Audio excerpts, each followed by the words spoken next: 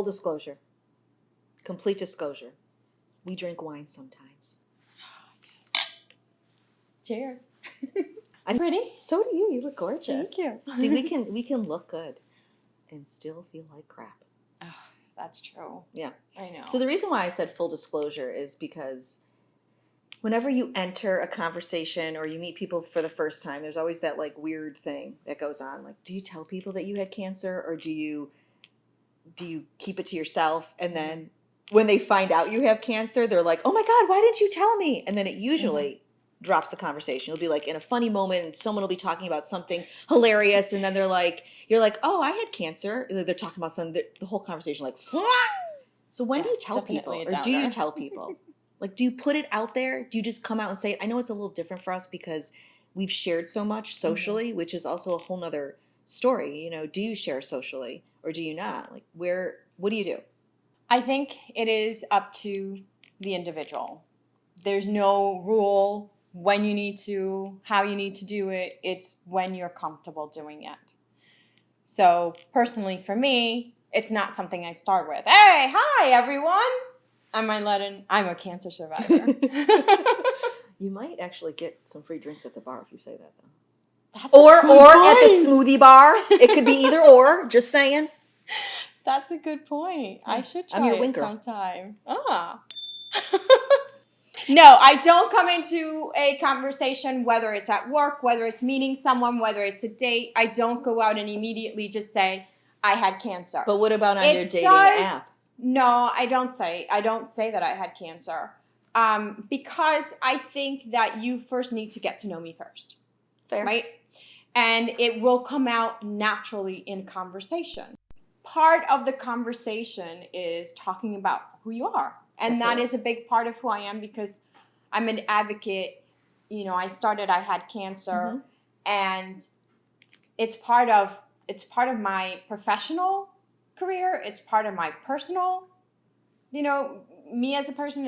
It's just part of who I am. Right. And so at some point it does make it out into the conversation. I think you and I are both lucky in the respect of a job, because it's okay at my job if I had cancer. That's completely acceptable. No one's judging me. It doesn't look poorly on my resume, so to speak. But there are people out there that literally cannot put it on their resume because it can affect their, you know, interview or their job itself. And that's annoying to me. Like, it really does bother me that you can't have full disclosure about that, because it's part of who we are. You can't like hit a rewind button and say, okay, none of that happened. It freaking happened and it changed you. Yeah. And like you said, look, like you've said in the past, no one chooses to have cancer. It just comes knocking down your door, and you know, you open the door, you have no choice. Right. It's like you wish you could keep that door closed, but hello.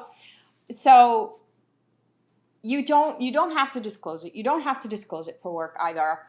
If it comes in natural in conversation, as you know, we might be talking and having a drink, and then we talk about this, and then, you know, all of a sudden it goes into cancer.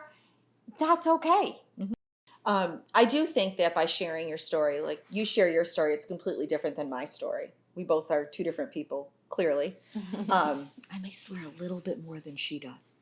But there are people who can't disclose. And for those people, being able to share our story is a way for them to connect. So the more people that do share, the more likely you are to connect with someone. Yeah. And there is that bend there, you know? Yeah. I can sit there with my friends who didn't have cancer and kind of complain to them. And it's really not complaining, but that's how I feel it is when I talk about my ailments or my side effects or anything that has happened to me through cancer. I feel like they just don't understand it because they didn't go through it, and they're probably freaking sick of me talking about it. Yeah. But you and I can have a conversation about, you know, dating and sex, and we'll talk about that, don't you? Finances and all that stuff related to cancer. Yeah, yes, absolutely. And so, well, a couple of things, and we'll cover both of these. One is, in sharing, has it ever hurt you? It's hurt me in people's responses sometimes, and I don't mean that in a bad way, because I think that people honestly don't know what to say, and that's okay. Like, I get it. The thing of it is you don't have to say anything. Like, you can just say, I'm glad you're still here. Like, that's an okay sentence, but when you... Or I'm glad you're doing well. Yeah, or, you know, I know you might be hurting on the inside, but you look great on the outside, or something along those lines. I mean, but I've had people come up to me and be like, oh my God, you look terrible. What's going on? Or the worst, honestly, was I had just had my mastectomy, and I think I had my tissue expanders in at this time, and I finally went back to the gym, and this woman comes running up to me. I mean, like, she was full on running. Oh my God, are you so excited? And I was like, excited? About what? She's like, you got new boobs. I was like, but I got cancer. She's like, but you got new boobs. Can I feel them? And I honestly thought I was going to punch her in her head. I have been very public about my diagnosis, and those comments really do hurt. And I get it. Like, people don't know what to say. And, you know, I'll be honest with you, like, I joke around about new boobs all the time with people in my space. But when you go outside that space, I think the language needs to be more sensitive. So it has hurt me personally. It's not hurt me in a career sense at all. It's actually, it's helped me because now I know that I want to have a mission-driven company. I don't want to work for somebody that is just, you know, selling something or, you know, something along those lines. I want to be in a mission-driven company that's making a difference. Oh, that's good. That's good. Yeah, I'm lucky. I've been lucky in numerous ways. Well, except catching cancer. catching. It's like she's catching feelings. I wonder if she knows that song. I'm gonna guess not. Do you? No. I am definitely gonna teach these girls some moves. Oh boy. Wait, I have a question about your family because how did your family feel about you being so vocal about being diagnosed? Were they okay with it, or did they feel a little? That's a good question. And I never thought about it. But you know what? I believe they've been okay. They've been okay with me sharing it. I don't go out there and just like blurt it out. Again, it's always based on conversation and how it comes out in conversation. Right. It always ends up coming out somehow, but it's not the thing that I lead with. So that's just, I never really thought of it that. And partially because I have kids. So I had asked my kids, how are you going to feel about me being so vocal and pretty much in everybody's face about it? And they really felt as though that I wouldn't have been any other way. And my friend, as you know, Genevieve, she photojournaled my entire process. And my pictures were real. They were graphic. They were raw. They were intense. And I discussed with my kids, like, how are you going to feel about this being on the internet? Because, you know, it's the internet and kids Google. And they were okay with it. My one son, I had said to him, he was 10 at the time, I said, do you want to see the pictures? And he was like, I guess so. And I said, you don't have to. This was before I'd post them anywhere. And he looked at him and he said, oh my God, I'm so relieved. And I said, what? It's the weirdest question ever. Or answer ever. And he said he thought I was going to have 2 gaping holes there. He couldn't picture. So, you know, kids are overthinking this. Oh my God. So sharing my pictures was really important to my kids because they got to see and understand it. And I felt like that's why I had to share it, because I wanted people to see and understand this. However, my son came home from school one day. He was in the 8th grade at the time. And I had been interviewed for a channel about something that I was handling. And we'll talk about that another time.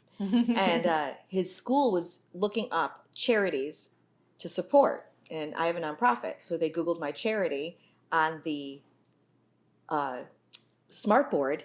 And up came all of my mastectomy pictures in the middle of his class. Oh my God. And he came home and he was like, not a good day to Google stupid dumb breast cancer. And I was like, mortified. Oh my God. Mortified. He was okay with it afterwards. But I think for me, it was really important to share those pictures because I really wanted people to see what they were going to go through, because I didn't know. Like, they had said you're going to have drains. I was like, what the fuck's a drain? Like, I didn't know what that was.